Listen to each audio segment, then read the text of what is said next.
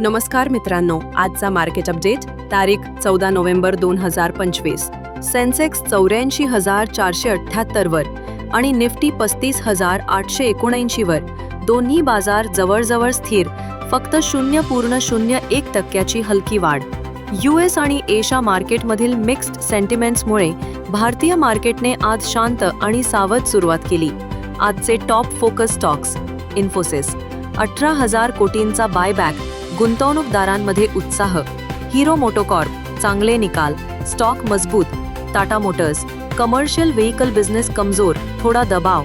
Oil India crude prices soft, sentiment positive. Asian paints मोठ्या ब्रोकरेजकडून buy rating. निफ्टीसाठी महत्त्वाचे स्तर.